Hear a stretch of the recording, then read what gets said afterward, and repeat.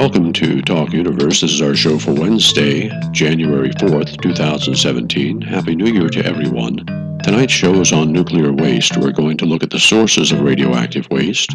We're going to look at what can be done about it and what we should be doing to eliminate it altogether. There are treatment methods, there are things we can do about it, and we're going to look at some of those technologies and how we can implement them.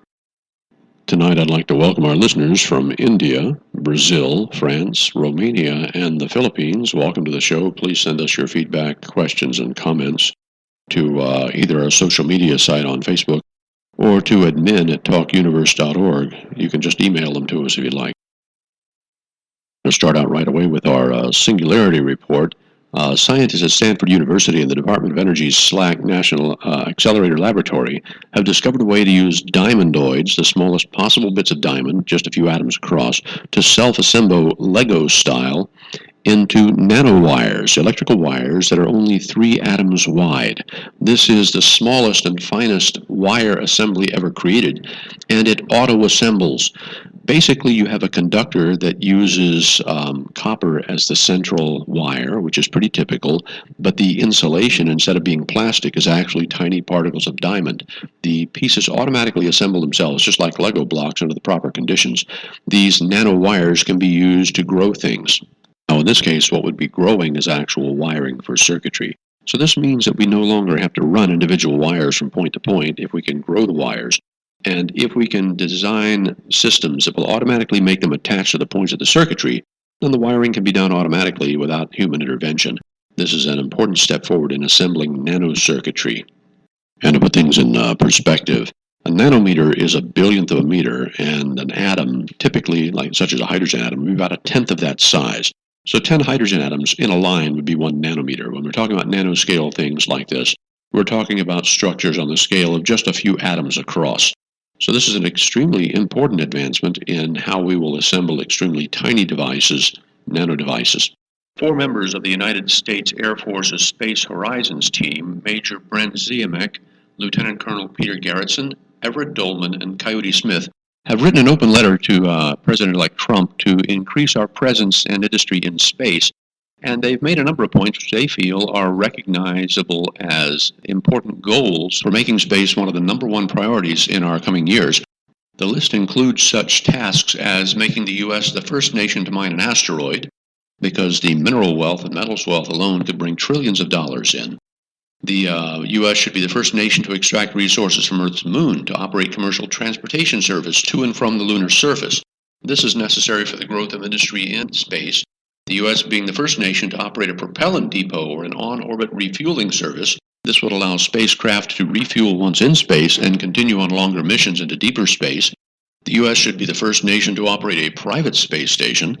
And, in a sense, there are a couple of private space stations right now. Robert Bigelow of Bigelow Aerospace has a couple of small modules in orbit.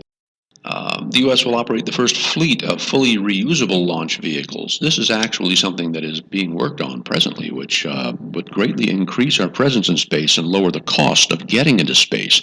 The U.S. will build the first profitable solar power satellite. This has been an ongoing project for many years.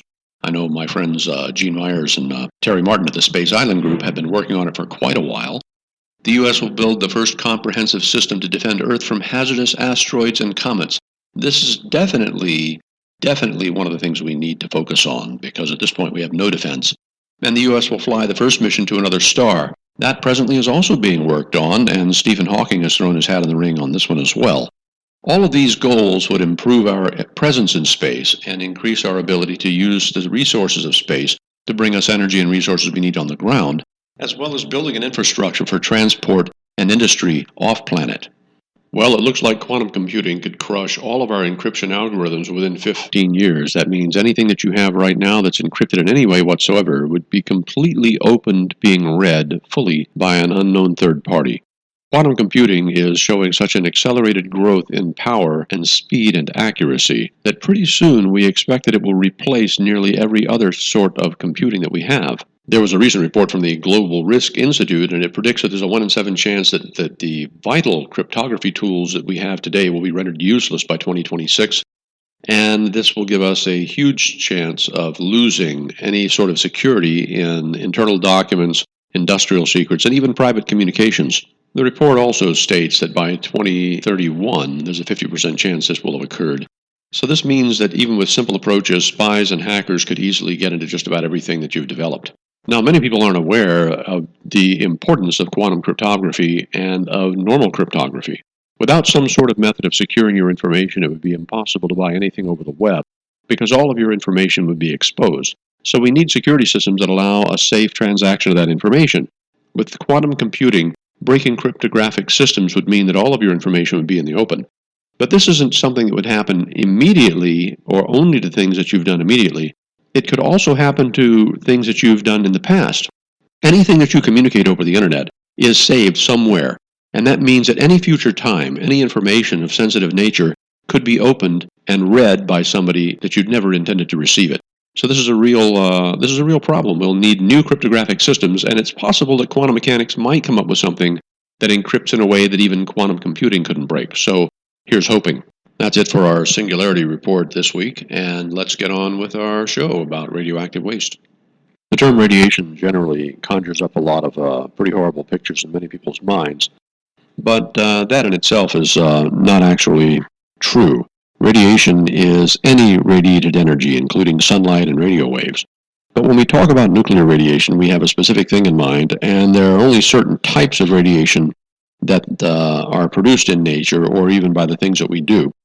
We're going to look at what nuclear waste is and where it comes from. So first of all, let's get an understanding of what the radiation is all about. Now, everything around you is made of atoms, and atoms, by and large, tend to be very stable. They don't break down or do anything weird. They remain what they are. However, in nature, there is a small percentage of those atoms that are not stable, and there are many reasons for that. And basically what they're doing is they're becoming stable. They're giving off energy or particles, and they're reaching a form that, at the bottom of the line, burns out and is no longer radioactive. So this is an important thing to understand. Radioactive material is radioactive because it's going downhill energetically, and it's reaching a state where it stops radiating, where it becomes inert. At that point, it's safe as any other non-radioactive material. Now, the radiation that's given off generally comes in four specific forms. Number one, there is alpha radiation. And alpha radiation is very heavy, massive radiation. It's literally a helium atom nucleus, and it's given off by certain types of nuclear decay. Alpha radiation is quite energetic, but it's very easy to stop. And in fact, a sheet of paper, a piece of foil, or even some clothing will, for the most part, stop alpha radiation. What it won't stop is the fact that alpha radiation can make other atoms radioactive. So even though you will not be directly affected by alpha radiation if you have a good outfit on, you will find that other things in your environment are becoming radioactive as a result in many cases. So alpha radiation is one of the primary forms of radiation given off by nuclear decay. Then there's beta radiation. Now, beta radiation is basically it's electrons that are spit out by energetic nuclei. This is another form of nuclear decay. And beta comes in two flavors. It comes out as either electrons or anti-electrons, antimatter electrons called positrons that are produced in the breakdown. Beta radiation also can be stopped by a layer of clothing. It's fairly energetic. They're very lightweight particles. And beta can be stopped by a few inches of air for the most part because it's bound to strike an air molecule on the way toward your skin. Beta radiation has a lot of industrial applications, and beta is given off, once again, by nuclear decay. Gamma radiation. Now, gamma radiation is quite penetrating. Gamma rays are effectively the same things that light or radio waves are made of. They're photons, but they're extremely, extremely energetic. And they're given off by transitions in the nucleus from one state to another.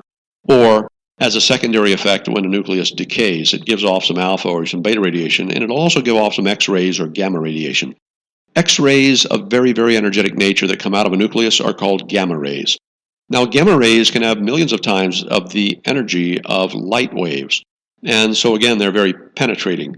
It can take a foot or more of lead in some cases to bring gamma radiation down to a safe level. And to give you an example of what that is, the stopping distance or halving distance for shielding is the amount of material it takes to cut it in half. And it takes 0.4 of an inch of lead to cut gamma radiation in half. So if you have an inch of lead, you're getting about 2.5 decreases in the power of that radiation. So it's possible to shield it, but it takes an awful lot of material. And the cheapest shielding is dirt, lots of dirt. So the halving thickness for lead is 0.4 inches. For concrete, it's 2.4 inches. In other words, a little less than 2.5 inches of concrete will cut radiation in half. And for packed dirt, it's 3.6 inches, a little under 4 inches. So dirt is actually pretty effective as a radiation stopper in terms of cost. So if you're underground or if you have a shelter and a bomb goes off, you're probably going to be okay. If you have about 4 feet of dirt between you and a nuclear explosion, you're getting a decrease of about over 1,000 times in the radiation exposure. So you really can see that the sort of a relationship, the different types of protection you'll get from other materials. This is a good guide to go by, and you can find a lot of this material online. So I mentioned that there were 4 specific types of radiation that we should be concerned about, and the 4th one is actually the most penetrating, and that is neutron radiation. Now, neutrons come from the heart of an atom. They are extremely massive particles. A neutron weighs over 1,800 times as much as an electron. It has a lot of mass, and so it carries a big punch when it strikes something. But the other thing that makes neutrons so penetrating is they have no charge. They're neutral. So a neutron will pass through just about anything. Shielding for neutrons can be very difficult, and it usually takes lighter materials. Wax, paraffin, anything that has a light nucleus in its atoms is much more likely to stop a neutron easily, gracefully. Neutrons are the primary thing produced in nuclear power plants, and the neutrons passing through materials is what generates the heat in most cases, boiling the water, making the steam, and running the turbine. So neutrons basically are stopped when they're absorbed by a nucleus, and they transform that atom in some way when that happens. They can also activate a nucleus. And activation, that's something I haven't talked about. I mentioned that alpha can make things radioactive. Gamma can also, a neutron certainly can. Whenever nuclear radiation, whether it's energy or particles, strikes the nucleus of another atom, it's possible for it to become radioactive. That nucleus becomes a radioactive form of that material. So activation is the term. Activating a nucleus means throwing something in there that makes it unstable or higher energy, and it's going to become radioactive in that case. Now, there are other forms of radiation, but they're not going to really be germane to what we're talking about, and we won't even go there for now. I'm going to concentrate specifically on the things produced by nuclear materials, in essence, what makes nuclear waste what it is. And we're going to look at the sources of radiation, both natural and man-made, and we're going to see what causes it to work and how to remedy it. We have many ways of getting rid of radioactive material and not simply putting it over there. Because we know how it's generated, we know how to break it down. Now, understand something. Most of the nuclear waste that we have isn't necessarily from power plants or weapons systems. A great deal of it is generated by the medical industry, and we'll talk about that as well. Understand that how things are stored can transfer the name nuclear waste to something that's pretty mundane. If I have some radioactive syringe from a procedure and I bury it in a concrete block, the block itself is now contaminated and considered to be nuclear waste. So there are a lot of labels hung on here that we have to be able to work around and understand. But the fact is, we know what we mean when we say nuclear waste for the most part, and we're mostly looking at the leftovers from power generation, for instance. So there are a number of countries that generate most of their power through nuclear means, and France is one of them, and they really tend not to have a nuclear waste issue. Most countries in the world, including Russia and France and Germany, recycle their waste.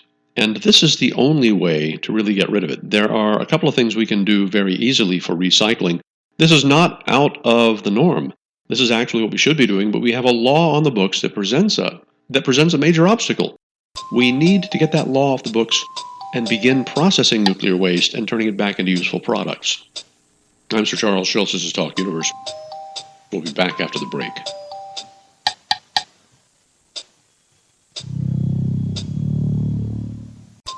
So what exactly is nuclear waste. And why can't we just use some acids or chemicals and destroy it? Well, it's really simple. Nuclear waste is radioactive material that's left over after some process. Often it's used in generating nuclear weapons or in generating nuclear power or in medical or diagnostic procedures. And the reason you can't destroy it with chemistry is very simple. Chemistry deals with only the electrons on the outsides of atoms, not on the contents of the atom's cores, their nuclei. The nucleus of an atom is the source of radioactivity in almost every case. And so when we're dealing with nuclear waste, we don't have simple methods of destroying what's in the nucleus of the atoms that it's made of. Now, radioactive material, as I mentioned previously, does burn itself out over time. But that is the issue. Material that's just slightly radioactive often has a very long lifespan, so it doesn't give up a lot of radiation in any given period of time. And uranium, natural uranium, is a good example of that. It has a half-life of over 4 billion years, so it's only mildly radioactive.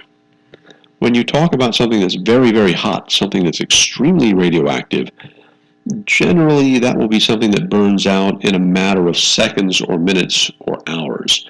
It's extremely unstable, extremely energetic, and it burns out fast.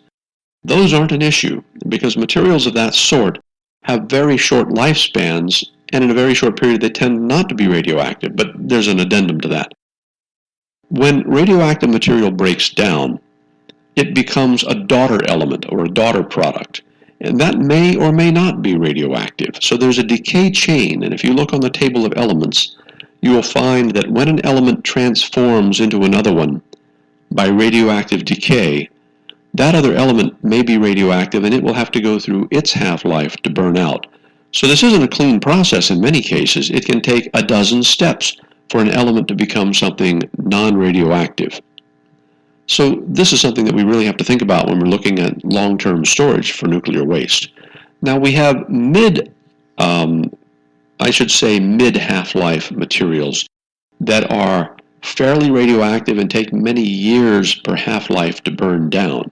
And cesium-137 is an example of this. Cobalt-60 is an example of this. This is material that gives off very energetic gamma rays and takes a long, long time to burn out. This is the material that can be a problem because it's not easily remedied, but there are some things we can do with that as well. Now, it makes sense to consider the half-life of the material, obviously. And if we were to segregate nuclear waste into three categories, the very low-level stuff that has millions of years or billions of years of half-life, and set that to one position as basically innocuous or actually useful, and then we were to take the stuff that has extremely high radioactivity levels and very short half-lives, that could be borne off into an area where it is separated out into useful products and stuff we don't really need, and allowed to decay. In the period of a few weeks, it would be burned out. The mid-level stuff, that's what we really have to be cautious about, and really, there isn't as much of that as you might think. If we start looking at what a typical fuel rod looks like, this will give you a good example, a good picture to go by. Let's say we have a nuclear reactor, and it's a 1 gigawatt reactor. That's 1,000 megawatts, which is pretty typical for a nuclear power plant. Because of the economies of scale, you're going to find it makes sense to make a reactor that produces 1 or 2 gigawatts of power. After all, if you've got the infrastructure in place to do nuclear energy, you want to get the most bang for your buck, and that's the way to do it.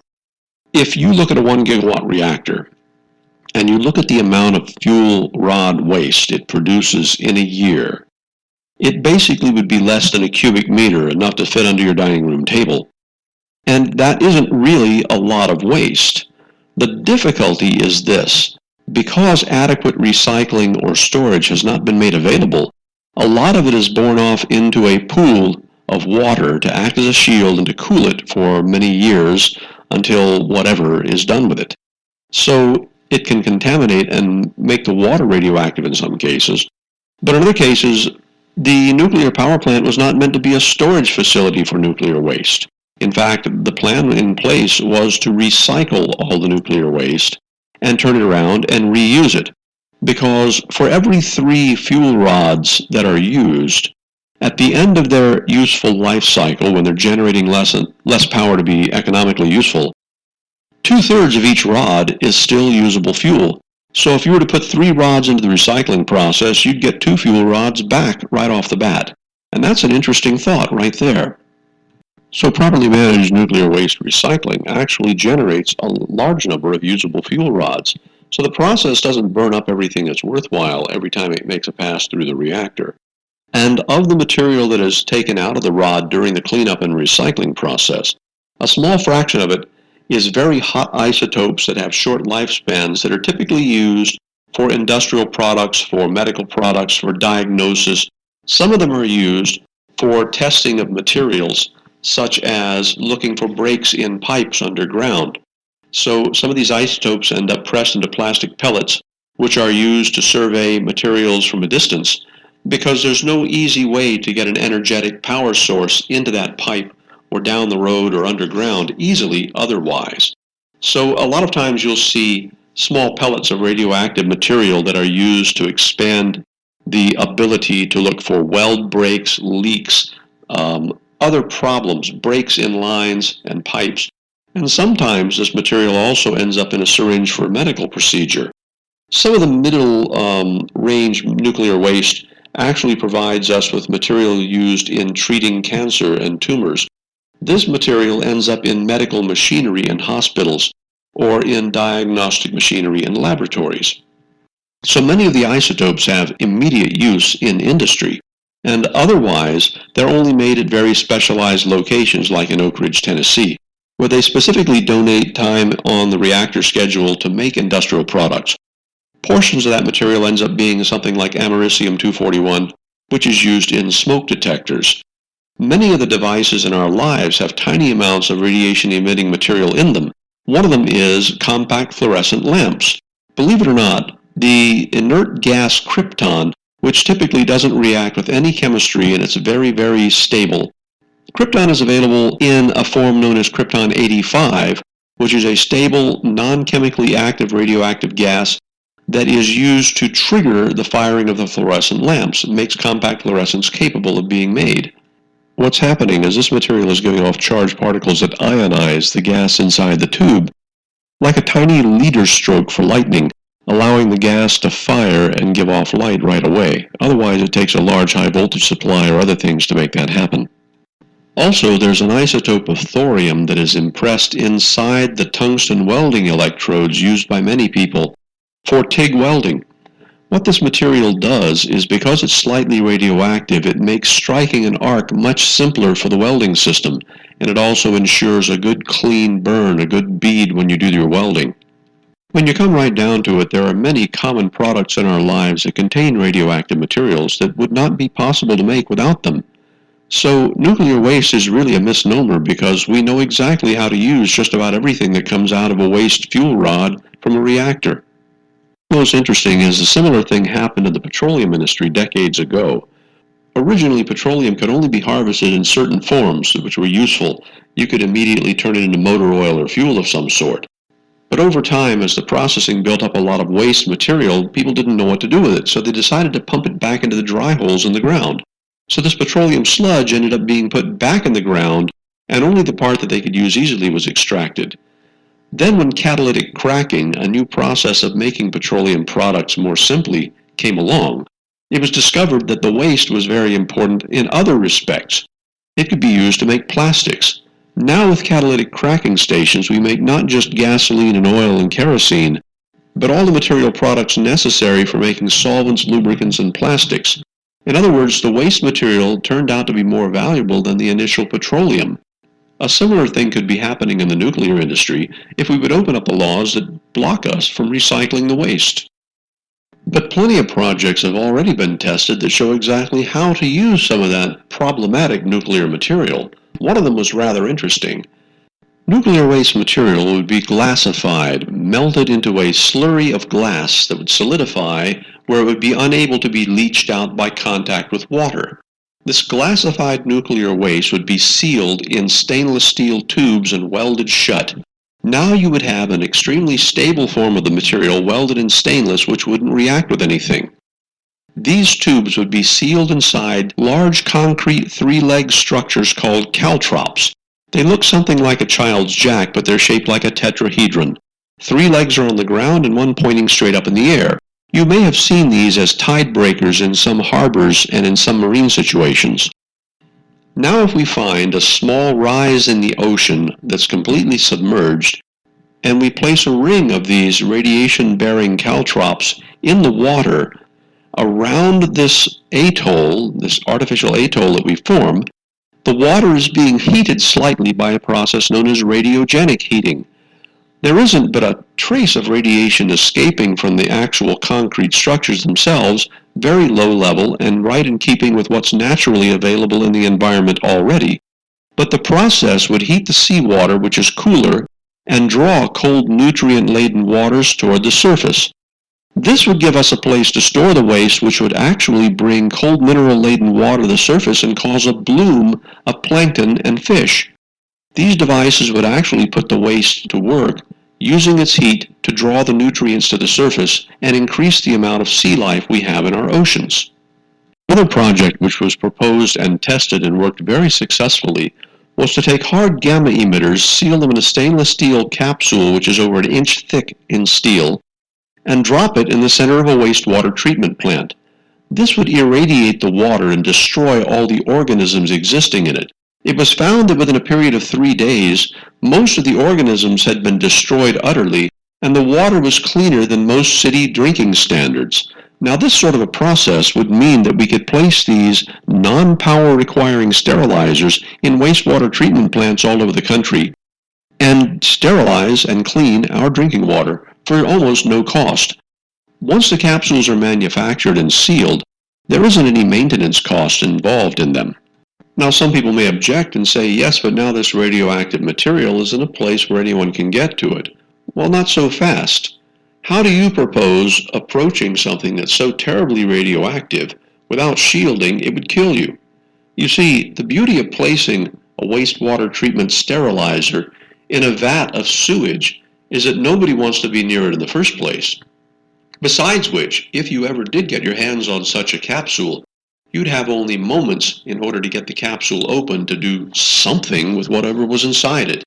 It really is a self-curing problem because anybody who's stupid enough to go after one of these is going to have to wade through sewage and then grab something somehow or other that's deadly radioactive. I really don't think there'd be much of a chance of that. In fact, it might be worth selling tickets on HBO just to see somebody stupid enough to try such a thing. That alone could generate some revenue. But aside from simply recycling the waste in the first place, there's another option that nobody seems to know anything about. And I personally saw some of this work done many years ago when I was in the aerospace industry. There's a device that was invented a number of decades ago called the Phoenix reactor. And the Phoenix reactor is a special type of nuclear reactor that runs on nuclear waste. What an interesting and obvious solution. By using a method of particle accelerators and specific types of waste, the system would literally burn out radioactive waste and generate a substantial amount of power in the process. But to date, not one of these systems seems to have appeared in the public market, which begs the question, why are we not doing this? But we also see another issue. No reactor should ever be placed on a fault line. There is no reason whatsoever to ever place a nuclear power plant or anything of significance that could cause harm to the public in a location where faults or earthquakes are involved. You see, there's one stunningly obvious fact, and that is this. Every nuclear accident was caused by human stupidity, not by the technology itself, which is well known. We know exactly how to build safe, recyclable nuclear reactors and meltdown-proof nuclear reactors. But every accident that we've had has been caused by people not looking at the design properly when it was implemented, like putting it on a fault line, or not paying heed to alarms when they went off. In every case, it's been human error. We actually have a number of reactors that are so stable and so safe you can pull the control rods out of them and walk away and never worry about a meltdown. One is known as the pebble bed reactor, another as the high temperature gas reactor. We'll talk about that after the break, and you'll see just how much power we have available if we just get our heads in the right places.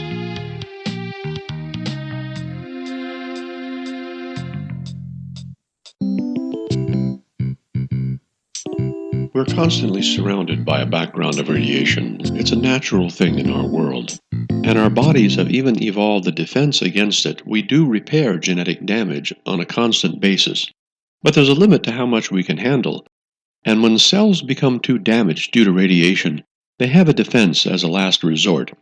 When a certain amount of genetic damage accumulates, the cell can no longer repair or can't repair fast enough. A signal is sent to the battery packs, the mitochondria in the cell, and they shut down. The result is the cell dies. This tiny sacrifice can prevent the growth of cancerous tumors or other damage to the body that otherwise would result. So the sacrifice of a single cell is a programmed process, and it keeps the whole organism healthy. Natural sources of radiation are caused by a number of things. Some are present as mineral forms in the ground and end up in the plant life. Potassium in bananas is one example. Phosphates as well. Some of the things that we find in the background radiation are caused by cosmic radiation from space, striking elements in our atmosphere and our soil and converting them into radioactive form. Carbon-14 is created in this manner. Normal carbon in the environment, carbon-12 or carbon-13, is non-radioactive and is stable, but carbon-14, which is not very radioactive but it does break down, is formed constantly by the action of cosmic rays from space. This is not really dangerous to the organism, and small quantities are taken in constantly as we live and metabolize. When we die, of course, the carbon-14 remains in our body, and then it breaks down over time. But small natural radioactive traces have always been part of our environment, and this is one of the reasons for our cells having a defense for it. Other sources are things like the mineral granite.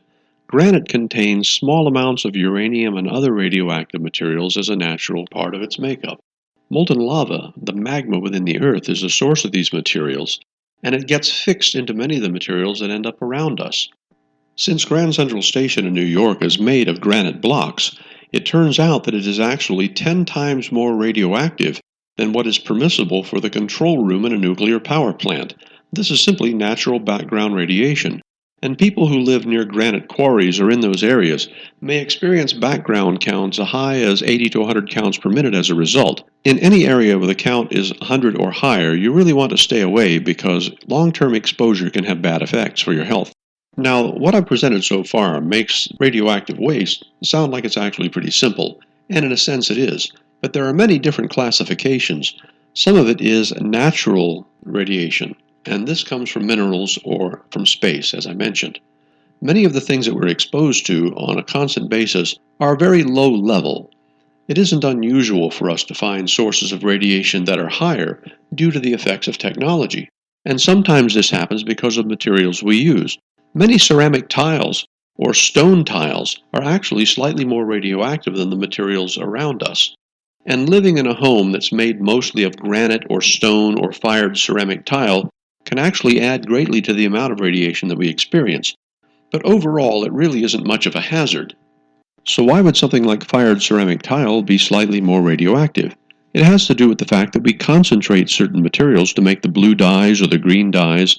The different materials that end up in the tile have been concentrated chemically, and they may sometimes be from a radioactive source. Now, this isn't unusual either. Many times we make something out of specific materials and it ends up being concentrated as a result. One of the interesting findings was that a coal-fired power plant on a watt-for-watt basis generally places 10 times more radioactive material in the environment than a nuclear power plant of similar capacity. This is because when burning coal, many of the materials trapped in the coal that end up going up the stack in the smoke have radioactive properties. And of course, phosphate mines often have this problem as well. In some states, such as Florida, which are basically made mostly of iron minerals and coral carbonates, we find that there's an elevated rate of radioactive decay in the soil due to intrusion of materials such as uranium, and this ends up producing radon gas. Phosphates that are naturally radioactive are present as well. So between the phosphates and the radon, there actually is a higher background radiation count in some areas, particularly near the phosphate mines, which are very porous in nature. And as you can well imagine, producing nuclear fuel is also not a very clean process. There are a lot of mine tailings created, which can cause a lot of problems, and this is before we've even gotten to the portion of generating power. If we stick simply with recycling nuclear waste or eliminating nuclear waste, then we can see that that itself is a large job. But it's something we do actually know how to do. Many of the most successful processes for disposing of the waste, whether it's been through a recycling phase or not, is to vitrify it, to turn it into a form of glass similar to Pyrex and pour it in stainless steel tubes, which are then welded shut. This is actually a pretty good long-term strategy because very little is capable of eating through or destroying such a container. These could be made into long-term storage units and stored underground where it's safe. Unfortunately, no real storage facilities have been opened up anywhere to do this, and it's been many decades since nuclear power generation began. This places a real limit on the number of power plants that are allowed to be in operation or to expand their operations.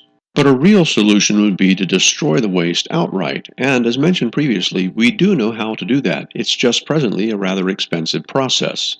In an ideal world, a waste management facility would first take spent nuclear fuel rods and refine them to produce new nuclear fuel rods. Then, all of your materials would be separated and classed into categories of usefulness. Some are needed immediately by industry and could be placed in shipments to replace what is normally generated by dedicated use of a reactor. And, with the material that's left over, much of it doesn't have much of a use and will break down fairly quickly. This can be put in a low-level storage facility and basically put a sign on the door that says if you enter, you will die. Much of that would be a deterrent to prevent people from trying to get at the waste and do something stupid with it. And we can't underestimate the power of stupidity. But what makes the most sense is to use either Phoenix-style reactors which burn nuclear waste, or to create a pilot facility which would take the nuclear waste and destroy it intentionally. There are many methods for doing this, but most of them center around using the waste as the target for energetic particle beams. Now, in some cases, specifically refined nuclear waste could be placed next to reactors and intentionally bombarded with neutrons to deactivate it or to speed its decay process. If we simply passed a single law that said that nuclear reactors must be designed to also help remediate the materials that they produce, and we placed a pilot in operation, a program of some sort to separate this waste that's the hardest to dispose of, and intentionally irradiate it with the reactors, then we could speed the breakdown process and eliminate much of the storage problems that we're facing today. In fact, it would make great economic sense as well as environmental policy to destroy nuclear waste through the use of existing reactors that have been retrofitted to do the job. This would not interfere in any way with the power generation process, and it would actually help us close the cycle. So what do we do to make this start happening? Unfortunately, most of our lawmakers and policymakers don't have an education in energy of any sort. They tend to be woefully inadequate in the understanding of science and physics, which is terrible because if they're making decisions about things that they don't understand, they're sure to get it wrong at some point. The other thing is, talking about this seems to be taboo. A lot of big money is tied up in supporting oil instead of other alternative forms of power, and that includes the nuclear industry. So as it stands, a lot of the money that talks is that of big oil, unfortunately. Some people have proposed making these stainless steel borosilicate glass capsules full of the melted or vitrified nuclear waste and storing them for long term. And that could be an okay strategy because the material itself actually has value. At some point in the future, it may be something that we really need. Others have suggested digging an extremely deep borehole into the mantle and dropping these containers where subduction, movement of the Earth's crust, will actually recycle it into the magma underground. This is not a bad plan, but not terribly successful. After all, we can barely drill a hole deep enough for anything to go down to any significant depth at this present time. Getting something deep enough to reach the conditions where it's nearly molten would be extremely difficult, and how would you prevent lava from backing up the tube? After all, it's not as if we have a check valve for holding back molten material. One proposal would be to dig an extremely deep borehole and lower a nuclear bomb into the hole and detonate it, thus creating a small cavity. After the detonation, the capsules could be dropped into the cavity and sealed, perhaps with another explosion above it. Now this would have the advantage of putting the material far out of reach for people who are worried about the possibility of it being used for something nefarious, such as creating dirty bombs. It also would mean that if it were done in the proper areas, This material would end up in the magma, get recycled for tens of thousands of years within the molten bulk of the planet, and we'd never really have to deal with it again. There are some really positive ideas about this. One thought is that the detonation of a warhead underground, which has been done previously many times in the past and does indeed create caverns, this shock wave generated by the explosion could be used to explore the interior of the Earth, so we'd actually be learning a little bit about the interior of our planet as we were doing the disposal process. The other is, it would give us the opportunity to do some real technical development to increase our ability to deep drill, to make holes deep into the magma of our planet. This brings us other opportunities as well as geothermal power opportunities, which could actually lessen our dependence on such things as petroleum and nuclear. One of the things that we really have to embrace here is the fact that all of the things that we know how to do are basically from the past. It is only through considering new opportunities and possibilities that we make any advancement. So doing something as audacious sounding as drilling down into the mantle of the planet and then detonating warheads there or disposing of material there sounds like science fiction right now, but at some point we can expect that it's going to be a practical reality, just as many of the things we do today would be impossible 50 or even 10 years ago. For now, the basic method of dealing with nuclear waste is either recycling it or containing it. But you see, this has its limits. One of the problems is that external radiation is one issue, but if you actually get radioactive material inside your body, it can be far worse than that. An amount of plutonium equivalent in volume to that of a grain of sand is possibly enough to kill 10 human beings if it is divided up and ingested by them. And particles of radioactive material that end up inhaled into the lungs can also provide a huge health risk. These particles stay on site for years, perhaps, and irradiate local tissues, thereby causing tumors in the very soft and delicate tissue of the lung. Radon gas uses this mechanism to cause its damage. And the danger of plutonium is that the particles end up digested and spread to the bone marrow, where they irradiate and kill the source cells for your blood cells. In other words, they end up sterilizing the exact material you need to stay alive, and this causes a form of leukemia. Now, some futurists feel that forms of nanotechnology may give us the ability to encapsulate and remediate these materials in the tissue of the body, and that would be wonderful. But at this point, that technology doesn't exist, so it's simply a science fiction. And yet, from a speculative standpoint, it could also allow us to remediate many other types of radioactive damage done to our environment. The Department of Energy has an effort in place right now to clean up most of the radiation-contaminated sites around our country by 2025. It remains to be seen if it's capable of doing that job.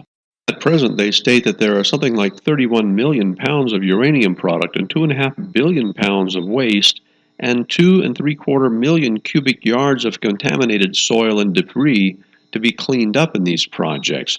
Nobody's really sure how they're going to manage it, but at the end, a lot of it will probably be either encased in glass or concrete or stored in a long-term facility in a salt mine. These aren't very good answers. We need to come up with something better. And some people have suggested launching it into space, but that only makes it very expensive, and one failed launch could spread it all over the countryside. So we've got to put our heads together and find a better way. Clearly, we start by recycling and cleaning up material and perhaps vitrification, but it makes a lot of sense for us to look at the process and use some method of burning out the nuclear waste. I advocate the use of Phoenix reactors, even though they have a limited amount of materials they can work with, because at least it's a step in the right direction. And if you think about it, with a little application of thought, surely we'll find a process through which we can somehow remediate these materials, find a way to make them burn out their radioactive capacity in a shorter period of time. If nothing else, this would be one wonderful goal for us to apply to our future here in the United States today. And there are no easy solutions for our worst disasters, such as Fukushima. This isn't something that happened on American soil, but it is reaching our soil right through the ocean. The old statement, "and a third of the oceans died," from the old biblical prophecy comes to mind. We're really in a position where our pollution has reached this level of catastrophe. And unless we do something to turn it around in very short order, we're going to find out that it will be a great undoing that will kill most of the life on Earth. I'm Sir Charles Schultz for Talk Universe. Think about this and help us make a better tomorrow. Thank you for listening. Good night.